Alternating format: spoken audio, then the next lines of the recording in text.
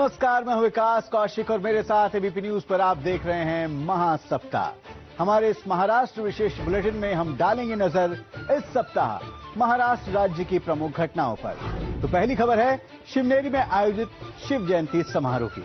महाराष्ट्र का गौरव और पूरे देश की आन बान शान हमारे छत्रपति शिवाजी महाराज, सुशासन का आदर्श प्रस्तुत करने वाले, हिंदवी स्वराज का संकल्प साकार करने वाले दूरदर्शी राजा शिवाजी महाराज की जयंती शिवनेरी किले पर हर्षोल्लास के साथ मनाई गई। इस अवसर पर मुख्यमंत्री देवेंद्र फडणवीस, उप मुख्यमंत्री एकनाथ शिंदे और सुनेत्रा पवार उपस्थित रहे। मला या गोष्टीचा अभिमान आहे।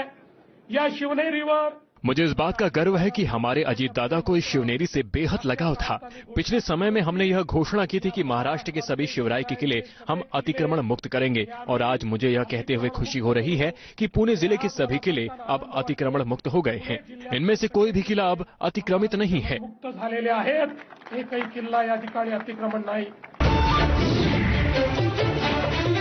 और अब अगली खबर नांदेड़ से। धार्मिक स्वतंत्रता, सहिष्णुता और मानवता के लिए अपने प्राणों की आहुति देने वाले हिंद दी चादर श्री गुरु तेग बहादुर साहिब जी के 350वें शहीदी दिवस की स्मृति में महाराष्ट्र के नांदेड़ में एक ऐतिहासिक समागम आयोजित किया गया। इस कार्यक्रम में राज्य के मुख्यमंत्री देवेंद्र फडणवीस उपस्थित रहे। इस अवसर पर मुख्यमंत्री ने गुरु परंपरा के संदेश को समाज के हर वर्ग तक पहुंचाने की प्रतिबद्धता को दोहराया।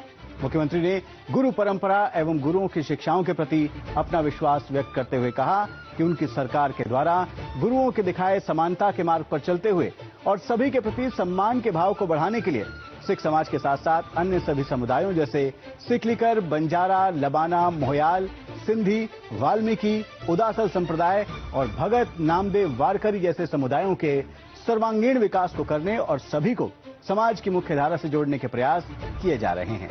साथ ही गुरु नानक देव जी से लेकर गुरु गोविंद सिंह जी तक सभी सिख गुरुओं की शिक्षाओं को स्कूली और उच्च शिक्षा के पाठ्यक्रमों में जोड़ने का निर्णय भी लिया गया है।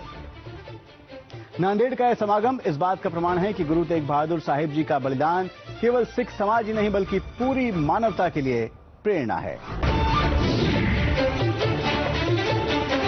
और अब अगली खबर नवी मुंबई से। मुख्यमंत्री देवेंद्र फडणवीस की उपस्थिति में नवी मुंबई अंतर्राष्ट्रीय हवाई अड्डे पर पेडेक्स हब का भूमि पूजन किया गया। मुख्यमंत्री ने कहा कि ये केवल एक समारोह नहीं बल्कि मुंबई के साथ साथ महाराष्ट्र के लॉजिस्टिक इतिहास का एक नया अध्याय है।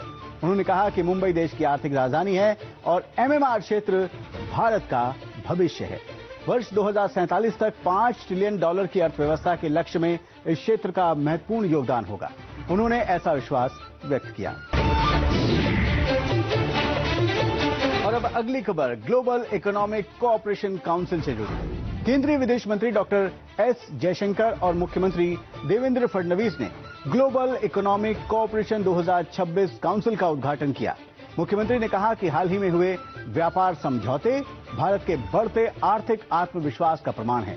आने वाले समय में मुंबई वैश्विक पूंजी का प्रवेश द्वार बनेगी और मुंबई तथा महाराष्ट्र वैश्विक आर्थिक स्थिरता को स्थापित करने में महत्वपूर्ण भूमिका निभाएंगे।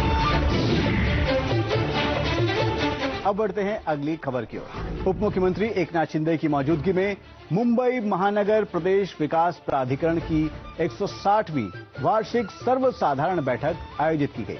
इस बैठक में 9 वर्षों के बाद पहली बार प्राधिकरण ने 17 लाख रुपए का शेष बजट प्रस्तुत किया। मुंबई और आसपास के क्षेत्रों के बुनियादी ढांचे के कार्यों के लिए 48,000 करोड़ रुपए के बजट को मंजूरी दी गई। साथ ही उप मुख्यमंत्री शिंदे ने बताया कि स्वीकृत बजट का 75% हिस्सा सड़क, मेट्रो, फ्लाईओवर, सुरंग और आउटर रोड जैसे विकास कार्यों पर खर्च किया जाएगा। अब बढ़ते हैं अगली खबर की ओर। राज्य सरकार के माझी वसुंधरा अभियान 5.0 के अंतर्गत आयोजित प्रतियोगिता में बारामती नगर परिषद ने राज्य में पहला स्थान हासिल किया है। इस उपलब्धि पर उप मुख्यमंत्री सुनेत्रा पवार ने बधाई दी और उन्होंने कहा कि यह सम्मान केवल बारामती का नहीं बल्कि हर नागरिक के पर्यावरण के प्रति जागरूकता का गौरव है। बारामती को और अधिक स्वच्छ, सुंदर और हरित बनाने के लिए सभी को मिलकर कार्य करते रहना होगा, ऐसा विश्वास उन्होंने व्यक्त किया। और इसी खबर के साथ अब महासप्ताह में लेते हैं आपसे विदा, लेकिन देश और दुनिया की बाकी खबरों के लिए आप देखते रहिए एबीपी न्यूज, आपको रखे आगे।